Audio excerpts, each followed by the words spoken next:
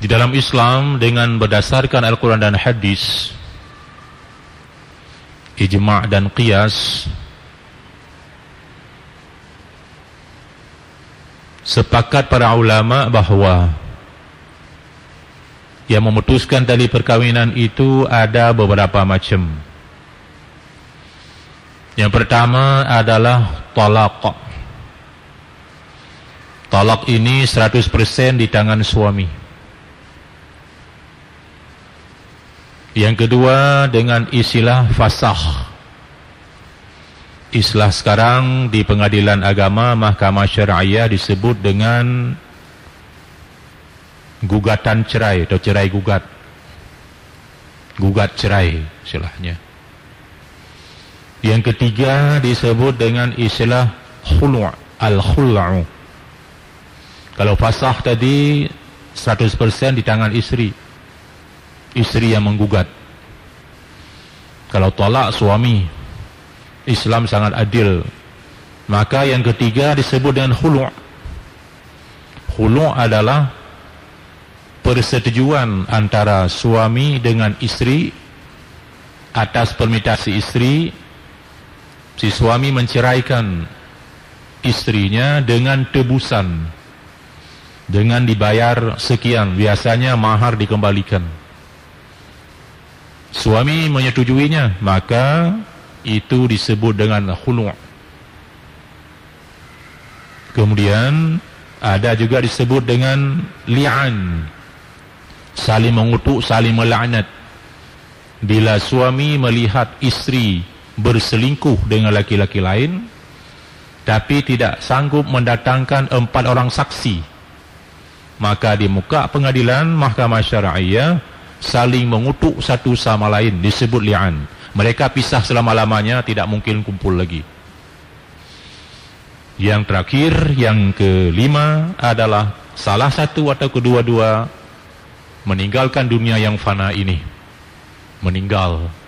Ini alasan-alasan yang menyebabkan putusnya tali perkawinan antara sepasang suami istri. Sekedar waktu yang ada pada malam hari ini kita bicarakan yang pertama, yaitu masalah talak yang 100% di tangan suami. Namun sebelumnya perlu kita ingatkan kepada yang berhadir dan para pendengar, kaum muslimin seluruhnya, berdasarkan peraturan dan perundang-undangan yang berlaku di negeri kita Indonesia tercinta ini, disebutkan bahwa talak, cerai dan apapun putus tali perkawinan tadi harus di muka pengadilan agama, harus di muka mahkamah syariah.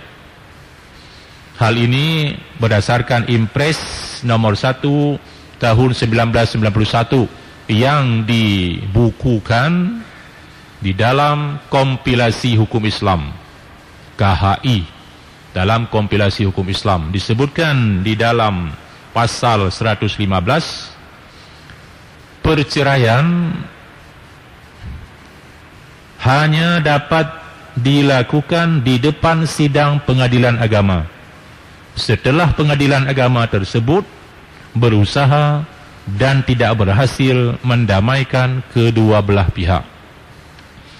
Jadi baik talak, fasakh, khulu' itu li'an harus di muka mahkamah syariah kalau di Aceh. Pengadilan agama di luar Aceh. Tidak boleh di luar pengadilan. Walaupun di luar pengadilan, talak menurut hukum Islam jatuh. Siapa menjatuhkan talak di luar pengadilan menurut hukum Islam, jatuh talaknya. Itu harus diingat. Tetapi talak demikian disebut talak di bawah tangan. Tidak ada bewes, tidak ada bukti cerai yang dikeluarkan oleh pengadilan atau mahkamah syariah setempat. Sehingga untuk nikah lagi sangat sulit, terpaksa nikah di bawah tangan juga. Nah, ini harus jadi perhatian kaum muslimin yang berbahagia. Kita masuki kembali kepada masalah talak. Sering kita mendengar sebuah hadis dari Rasulullah, abghadul halal ila Allahi talaqu. yang paling dibenci oleh Allah, perbuatan yang halal adalah talak. Jadi talak itu walaupun hukumnya halal, tapi dibenci oleh Allah Subhanahu wa ta'ala, tidak disenangi oleh Allah, sehingga dibuka pintu talak, pintu perceraian bila tidak ada jalan lain. Bukan sembarangan mentolak, menceraikan istri. Ma halallahu syai'an abghadha ilaihi minat talaq. Tidak ada satu pun yang paling dibenci oleh Allah sesuatu itu selain daripada talaq. La'anallahu kulla dzawaqin mitlaq. Allah mengutuk tukang kawin, tukang rasa, kemudian menceraikannya. Ini dikutuk laki-laki demikian oleh Allah Subhanahu wa ta'ala. Dan kepada kaum ibu, para istri, Rasul memberi amanah beliau. Ayyuma imra'atin sa'alat zawjaha at-talaqa min ghairi ba'sin fa haramun 'alaiha raihatul jannah.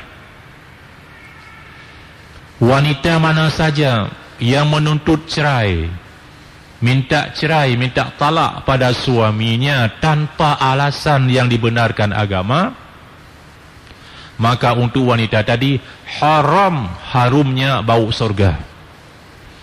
Bau surga saja haram diciumnya, apalagi memasuki surga.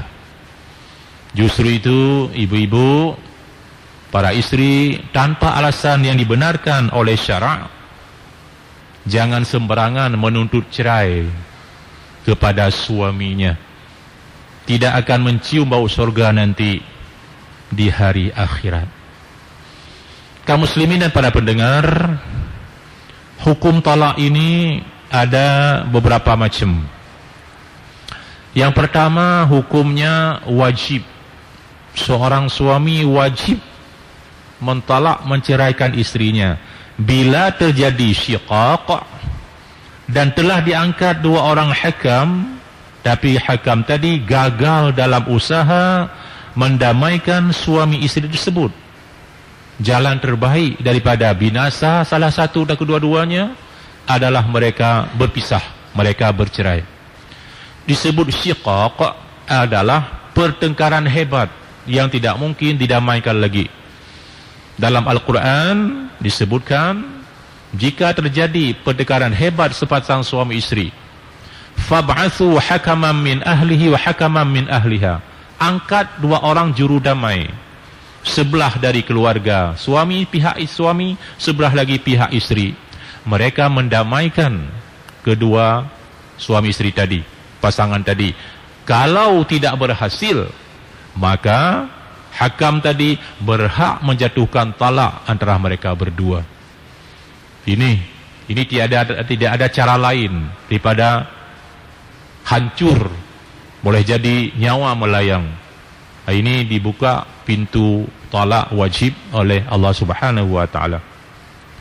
Yang kedua, lawan wajib, yaitu haram, dosa seorang suami menceraikan istrinya, yaitu menjatuhkan talak tanpa sebab, tanpa alasan yang dibenarkan syarak, terus menjatuhkan talak. Ini dalam Islam ada hadis la darara wa la dhirara. Islam tidak memudaratkan orang lain, tidak memudaratkan pula menzalimi orang lain, tidak memudaratkan diri sendiri, tidak pula memberi mudarat menzalimi orang lain. Ini hukumnya haram tanpa alasan menceraikan istri, berdosa suami yang demikian. Tapi banyak orang yang berbuat begitu, nanti akan melihat risikonya di mahsyar pada hari kiamat nanti. Dan juga dalam Islam harus kita ingat, seorang suami haram hukumnya mentalak, menceraikan istrinya yang sedang dalam keadaan haid. Wanita sedang haid haram ditalak oleh suaminya. Kalau terjadi suami berdosa, namun talaknya tetap jatuh. Ini menurut sepakat para ulama hal yang demikian. Di samping itu juga haram hukumnya, tidak boleh menceraikan istri dalam keadaan suci yang sudah digauli. Istri mens kemudian suci, sebenarnya waktu mentalak itu dalam keadaan suci dan tidak digauli, tetapi sudah suci digauli. Ini tidak boleh mentalak dalam keadaan demikian, dilarang dalam hukum agama. Kaum muslimin, kemudian ada hukum sunan. Talak sunat hukumnya, yaitu jika seorang istri tidak dapat menjaga kehormatannya. Istri bermata keranjang, banyak laki-laki mata keranjang, tapi istri ada juga yang mata keranjang misalkan. Sesudah diberi nasihat oleh suami, dia tidak berubah perangai dan tabiat tadi, ataupun si istri tadi tidak patuh kepada perintah agama, ataupun sering melakukan pula yang dilarang agama. Ya, entah dia berjudi, banyak perempuan berjudi ya di luar Aceh, ataupun terlibat dengan narkoba dan sebagainya. Ini suami itu sunat menceraikan istri demikian. Carilah istri yang salihah lainnya. Demikian diambil istinbat hukum oleh para ulama. Kemudian kaum muslimin berbahagia, dalam menjatuhkan talak ini adalah yang menjatuhkannya suami itu sendiri, ataupun dapat pula diwakilkan kepada orang lain. Diwakilkan kepada seorang, saya wakilkan kepada anda, jumpai istri saya, beritahukan kepadanya saya telah menceraikannya, mentalaknya, sah itu talak. Wakil tadi datang memberitakan berita tadi, sah talak yang demikian. Ataupun dengan tulisan juga sah, ataupun model sekarang alat canggih dengan SMS, sah itu talak yang demikian. Itu jangan sembarangan hal ini. Kemudian orang mentalak tadi berakal, bukan gila. Orang gila tidak ada hukum. Orangnya baligh, jelas orang kawin itu sudah baligh. Kemudian tidak ada paksaan. Talak yang dipaksa itu adalah talak yang tidak jatuh. Walaupun ada pendapat ulama mengatakan ada yang jatuh. Alasannya adalah hadis Rasulullah, rufi'al qalam an salas, diangkat pena tidak ditulis, ada 3 macam. Anin naimi hatta yastayqidha, orang tidur sampai terjaga. Dalam tidur berbuat apapun tidak apa-apa, tidak berdosa, sampai jaga. Wa anis sabi hatta yahtalima, anak-anak sampai dewasa, sampai balik mimpi basah pertama. Wa anil majnuni hatta yafiqa hatta ya'qila, orang gila sampai sembuh berakal kembali. Di hadis yang lain, rufi'a an ummati, diangkat dari umatku, tidak ditulis, yaitu al-khata', tersalah tidak sengaja, wan nisyan, karena lupa, wa mastukrihu alaih, dan apa-apa yang dipaksakan oleh orang lain, main paksa. Ini tidak berlaku hukum kepada orang tersebut.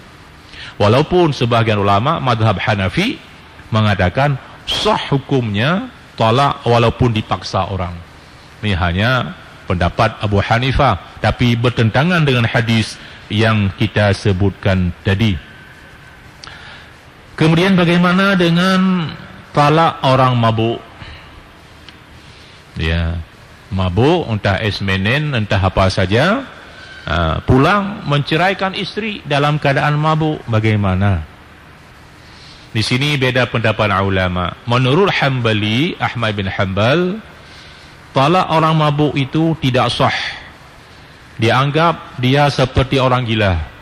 Orang gila, tidak ada pikiran lagi dia, tidak sah talaknya. Itu pendapat Ahmad bin Hanbal, tanpa ditinjau apa sebab dia mabuk. Tetapi menurut Imam Malik dan Imam Syafi'i, ini Imam Malik dan Syafi'i antara guru dan murid ini. Imam Syafi'i pernah berguru kepada Imam Malik. Menurut Imam Malik dan Imam Syafi'i serta Abu Hanifah, mazhab ketua Islam, talak orang mabuk itu bisa sah kalau Ya, dia minum atas kehendak, atas kemauan sendiri, bukan dipaksa atau ditipu oleh orang lain, oleh kawannya. Dia sengaja minum sendiri sampai mabuk, pulang dia menceraikan isteri, jatuh talaknya. Tetapi kalau dipaksa minum ataupun ditipu, dikicuh oleh orang, minum ini air biasa, tahu-tahu mabuk, pulang cerai isteri, ini tidak jatuh menurut 3 pendapat ulama yang kita sebutkan tadi. Hadirin serta para pendengar, kemudian bagaimana hukumnya talak kalau main-main, pura-pura, ya, main-main pura-pura menceraikan istri dan berolok-olok dan sebagainya, bagaimana hukumnya? Nah, menjatuhkan talak dengan main-main, berpura-pura, berolok-olok, hukumnya adalah sah. Demikian kita lihat pendapat Syafi'i Hanafi. Syafi'i Hanafi mengatakan hukumnya sah. Tetapi menurut madhab Maliki, madhab Hanbali, Imam Malik dan Ahmad bin Hanbal, talak yang pura-pura itu karena tidak sungguh-sungguh, bukan sungguh-sungguh, tidak sah, tidak jatuh talaknya. Yang mengatakan sah, apa alasannya? Sebuah hadis Rasulullah diriwayatkan oleh Tirmizi, sabda Rasulullah, salasun jidduhunna jiddun wa hazluhunna jiddun. Ada 3 macam sungguh-sungguh itu dianggap benar, ya, main-main pun dianggap benar. Ada 3 macam hal, sungguh-sungguh itu dianggap benar, main-main pun dianggap benar. Apa dia? An-nikah. Pertama, nikah. Ada seorang ayah ketemu dengan seorang anak muda, ada saksi 2 orang, dia main-main, saya ini, saya nikahkan anak saya untukmu. Dijawab pemuda ini, saya terima, sah. Jadi jangan main itu. Kemudian yang kedua, at-talaq. Talak juga tidak boleh main-main. Yang ketiga, ar-ruj'ah, ruju'. Habis talak, ruju'. Ini walaupun main-main, hukumnya sah. Hadis diriwayatkan oleh Imam Tirmizi. Tetapi yang mengatakan tidak sah dengan ini umum ayat. Wa inna azamut talaqa fa inna Allah sami'un alim.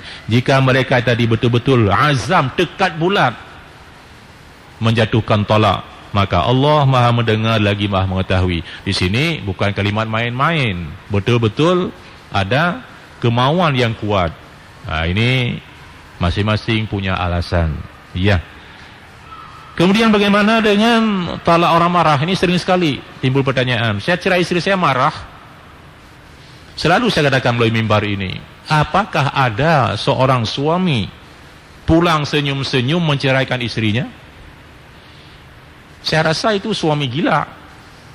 Ya, kalau Mada Aceh segera itu dibawa ke Jalan Kakap itu. Rumah sakit jiwa. Nggak ada, saya rasa begitu. Pasti punya masalah, pasti ada marah dia.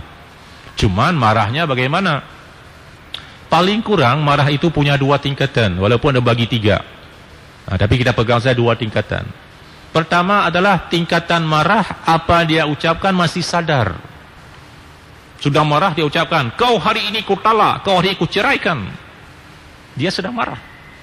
Tapi sadar apa diucapkan. Sepakat ulama, talaknya jatuh. Jatuh talak. Tetapi kalau sudah tingkat puncak, marahnya sudah tingkat puncak, badannya sudah gemetar, matanya merah saga, apa yang diucapkan tidak terkontrol lagi, tidak tahu lagi. Dia ucapkan, kau kucerai dan sebagainya. Habis itu, apa saya ucap tadi ya? Tidak ingat dia, karena begitu tidak terkontrol lagi. Tidak sadar apa diucapkan. Model yang demikian, itu yang tahu suami. Yang bersangkutan yang tahu. Model yang kedua ini, ulama mengatakan talaknya tidak jatuh. Karena pikirannya sudah tertutup.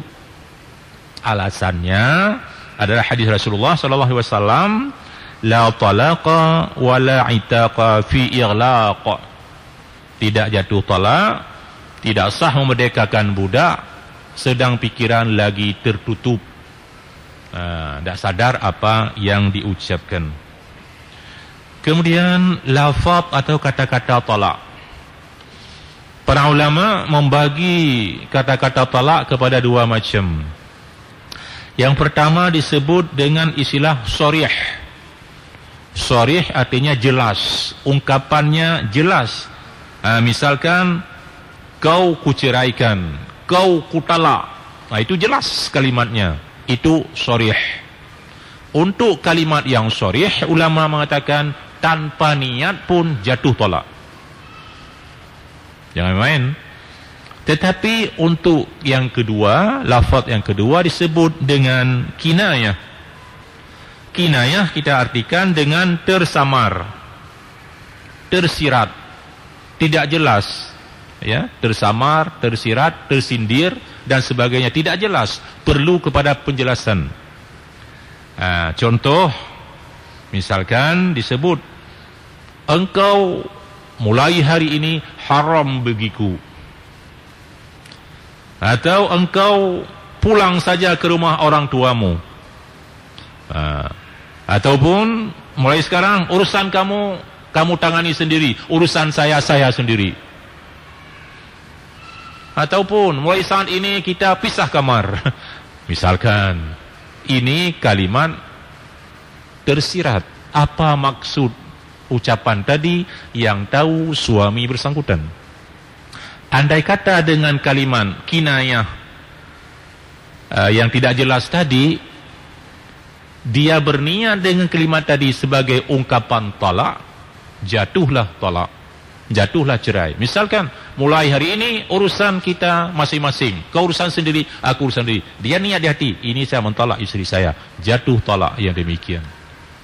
Jadi yang tahu ini juga tiada lain adalah suami yang bersangkutan. Kamu selalu bahagia. Kemudian bilangan tolak. Bilangan tolak. Ya. Dalam Quran disebutkan firman Allah, at-talaqu marratani fa imsakun bima'ruf aw tasrihun bi ihsan. Talak itu yang dibenarkan rujuk ada dua kali. Talak pertama, talak kedua. Apakah dia akan kembali dengan baik ataupun dilepaskan dengan baik pula? Demikian firman Allah Al-Quran Karim. Dalam Islam berarti dasar ayat tadi, menjatuhkan talak itu sebaiknya satu demi satu. Jangan sekaligus. Menjatuhkan talak itu satu demi satu. Jangan-jangan nanti habis mentalak timbul penyesalan, bisa rujuk kembali. Baik lagi. Kemudian ribut lagi, talak yang kedua, masih punya hak kembali rujuk sebelum habis iddahnya. Ribut lagi, ini sudah 3 kali, sudah habis pikir itu, maka tidak dibenarkan lagi kembali, sudah talak 3. Jadi diharapkan satu persatu dijatuhkan, janganlah terjadi 3 sekaligus. Bagaimana kalau terjadi menjatuhkan talak 3 sekaligus, ataupun sebanyak bintang di langit, ataupun 1000 kali? Ini pernah ada sahabat Rasulullah menjatuhkan talak 1000 kali, sehingga diberi nasihat oleh Rasulullah, itu yang 3 itu milikmu, sedangkan yang 997 tadi itu akan jadi bebanmu pada hari kiamat, dosa itu, kata Rasulullah SAW. Bagaimana kalau dijatuhkan 3 sekaligus? Ini sering terjadi, pernah saya jawab melalui mimbar ceramah maghrib ini. Menurut pendapat jumhur ulama mazhab yang 4, Hanafi, Maliki, Syafi'i, Hambali, disebutkan bahwa talak yang 3 sekaligus tadi jatuh 3-3. Kau kuceraikan 3 kali, jatuh 3-3. Menurut pendapat 4 mazhab, termasuk mazhab Syafi'i. Tetapi menurut pendapat ulama non mazhab, disebutkan itu adalah hanya jatuh 1 kali saja. Hanya jatuh 1 kali saja. Alasan mereka yang menjatuhkan 1 kali saja, dan apa pula alasan yang mengatakan jatuh ketiga-tiganya?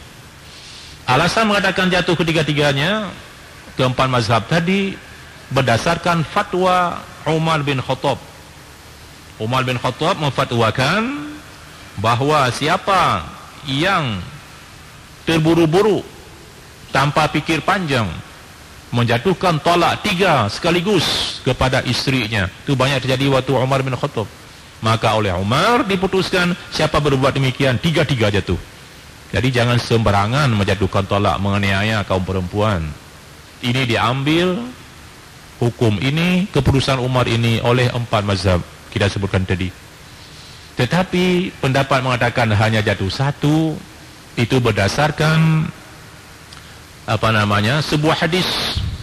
Disebutkan seorang sahabat Rukanah, dia mentalak istrinya 3 kali dalam satu majlis dengan satu kata.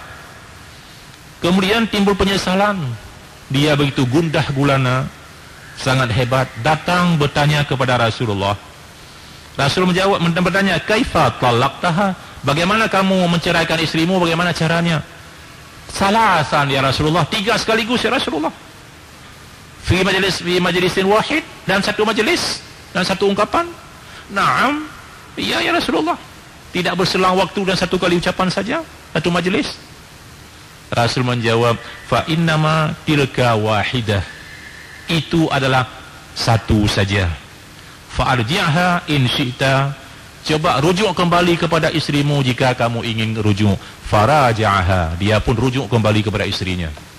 Ini hadis riwayat Ahmad dan Abu Dawud. Ditambah dengan sejarah disebutkan oleh Ibnu Abbas, kana talaqu ala Rasulullah, ala Rasulillah wa Abi Bakrin wa sanataini min khilafati Umar, talaqu salah wahidah. Talak sewaktu Rasulullah, talak waktu Abu Bakar, dan 2 tahun pertama pemerintah Khulafaur Rasyidin kedua Umar bin Khattab, talak 3 dianggap 1. Nah inilah yang dipegang oleh Mahkamah Syariah Pengadilan Agama Indonesia, berdasarkan pula dalam kompilasi hukum Islam. Supaya tahu di mana kedudukannya. Saya ulang lagi, pendapat 4 mazhab, talak 3 sekaligus, 3 jatuh. Tapi kembali kepada hadis tadi, kembali kepada sejarah peristiwa Rasulullah, Abu Bakar, dan 2 tahun pemerintah Umar, itu 3 dianggap 1. Supaya tahu di mana kedudukannya yang diambil oleh Mahkamah Syariah. Jadi apa diputuskan mahkamah, itulah yang diikuti. Karena ada istilah hukmul qadhi yarfa'ul khilaf, keputusan pengadilan itu menghilangkan perbedaan pendapat. Demikian ini pernah saya uraikan melalui halqah maghrib di sini. Nah, tetapi kalau diucapkan tadi 3 kali berpisah-pisah, engkau kutalak, engkau kutalak, engkau kutalak, 3 kali diucapkan. Ini yang tahu adalah suami bersangkutan.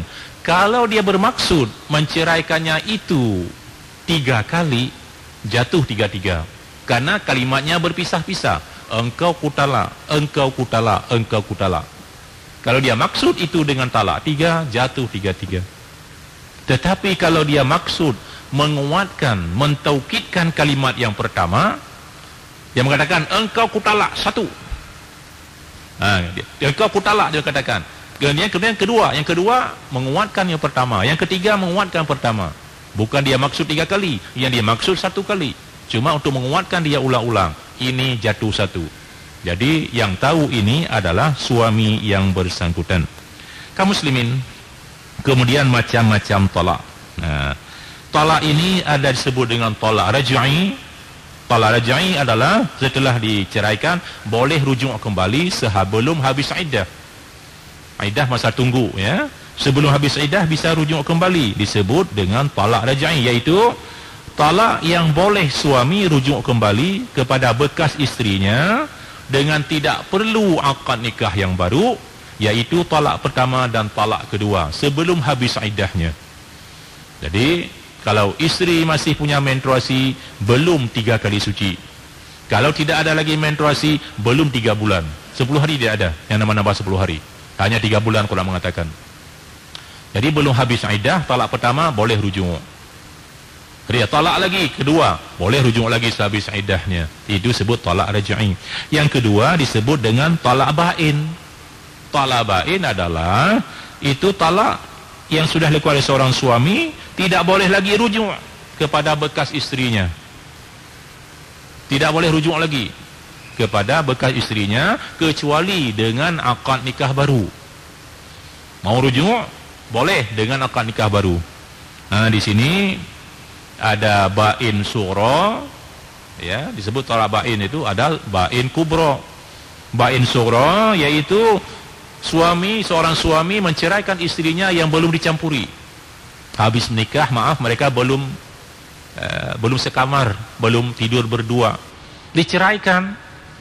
Itu tidak ada iddah dan tidak ada hak rujuk. Mau baik kembali, nikah kembali. Ataupun yaitu terjadi khulu', ya, khulu', yaitu yang kedua tadi, diberi upah, ya, dibayar ongkos dengan uang iwad tadi dari pihak istri. Ini juga termasuk kepada hal yang tadi, termasuk fasakh. Itu fasakh juga hal yang demikian, termasuk bain sughra. Nah, jadi harus nikah kembali. Kaum muslimin, ada juga disebut bain kubra. Bain kubra yaitu talak yang sudah 3 kali. Sudah ketiga kali diceraikan, tidak mungkin kembali kepada mantan bekas istrinya tadi, kecuali si istri nikah dengan suami yang lain tanpa ada yang suruh, tanpa ada yang ongkos, kemudian bercerai pula dengan suami yang kedua. Sehabis iddah dengan suami yang kedua, baru dibenarkan nikah kembali dengan mantan suami yang pertama tadi. Tapi tidak dibenarkan dengan diupah, diongkos, istilah sekarang Cina buta, tidak dibenarkan. Allah mengutuk Cina buta, mengutuk mantan suami yang menyuruh Cina buta. La'anallahu al-muhallila wal muhallalahu. Itu hadis sahih dari Rasulullah. Yang dikutuk Allah itu haram, tidak sah. Jadi jangan main-main pada hukum Cina buta ini. Dan dengan suami kedua ini juga sudah pernah berhubungan. Kalau belum berhubungan tidak boleh. Nah, ini persyaratan yang diberikan oleh Rasulullah sallallahu alaihi wasallam. Hatta yadzuqa usailataha wa tadzuqu usailatah. Jadi sama saya sudah merasakan nikmatnya madu perkawinan. Nah, demikian yang menyangkut dengan macam-macam talak. Di samping itu, talak dapat dibagi pula kepada talak sunni dan talak bid'ah. Talak sunni sesuai dengan sunnah, talak bid'ah berlawanan dengan sunnah, bid'ah namanya.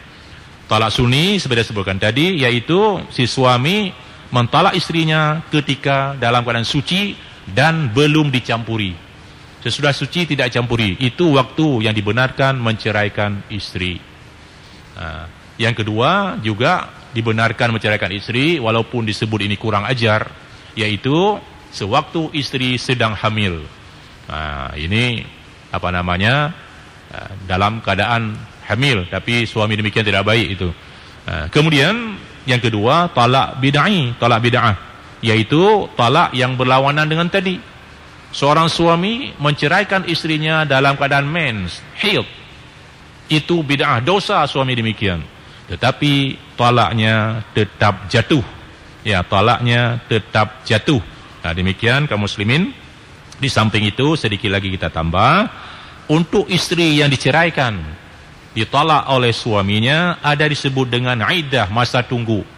Selama masa tersebut, si istri tidak boleh menikah dengan laki-laki lain, kecuali sehabis iddah masa tunggu tadi. Jadi iddah masa tunggu seorang istri setelah berpisah dengan suaminya. Ini ada berapa macam. Seorang istri yang masih berhaid, bila ditalak oleh suaminya, masa tunggunya iddahnya adalah 3 kali suci. 3 kali suci. Quran mengatakan, wal mutallaqatu yatarabbasna bi anfusihinna 3 quru. Wanita yang diceraikan oleh suaminya, dia menunggu masa iddahnya selama 3 kali suci. Quru itu lafaz mustarak, satu kata-kata tapi banyak arti, lebih dari satu arti. Sebagian ulama mengatakan quru adalah itu men, Dari 3 kali men. Tapi ulama Syafi'i mengatakan 3 kali suci. Kemudian wanita yang tidak haid lagi, sudah menopause. Menopause, men sudah pose. Darah lagi men, diceraikan oleh suaminya. Masa tunggunya adalah 3 bulan. Masa tunggunya adalah 3 bulan. Dasar surah At-Talaq ayat 4. Wallahi ya'isna minal mahid min nisaikum in irtabtum faidatuhunna 3 ashhur. Wanita yang tidak punya men lagi, masa iddahnya adalah selama 3 bulan. Tidak ada 10 hari. Jangan tambah-tambah. Di kampung biasa 3 bulan 10 hari. Itu sudah ditambah riba itu. Tidak ada hal demikian. Kemudian istri yang sedang hamil, diceraikan oleh suaminya, iddahnya adalah sampai melahirkan. Sampai melahirkan iddahnya. Kalau hamil tua berarti tidak lama dia menunggu. Ini berdasarkan Al-Quran, surah At-Talaq ayat 4. Surah At-Talaq ayat 4, aulatul hamali ajaluhunna ayyadha'na hamlahunna. Istri yang kematian suami, meninggal suami, iddahnya adalah 4 bulan 10 hari. Ini ada 10 hari. 4 bulan 10 hari masa iddahnya, masa berkabungnya. Ya, selama 4 bulan 10 ini ada 10 hari. Al-Quran itu dalam surah Al-Baqarah 234. Walladzi tawaffawna minkum wa daruna azwajan yatarabbasna bi anfusihinna 4 ashhur wa 'ashra, 4 bulan 10 hari. Kemudian istri yang hamil, kematian suami, belum lahir anak sudah yatim. Jadi seorang istri yang hamil, kematian suaminya, iddahnya adalah sampai melahirkan. Iddahnya sama, tetap sampai melahirkan. Walaupun dah sebahagian kecil ulama mengatakan itu diambil yang lebih banyak. Yang jelas mesti 4 bulan 10 hari. Dilihat, kalau sudah hamil tua, ambil 4 bulan 10 hari. Kalau hamilnya masih muda, hamilnya diambil yang lebih panjang. Ini pendapat sementara para ulama. Demikianlah kajian kita pada malam hari ini. Mudah-mudahan jadi pengetahuan bagi kita. Dan juga bagi anak-anak kita sampaikan, jangan sampai terjadi dalam rumah tangga padahal pasangan suami istri sudah berpisah, tapi mereka tetap bergaul suami istri. Ini zina namanya. Na'udzubillahi min dzalik. Semoga Allah selalu membimbing kita ke jalan diridhoinya. Wallahul muwaffiq ila aqwamit thoriq. Wassalamualaikum warahmatullahi wabarakatuh.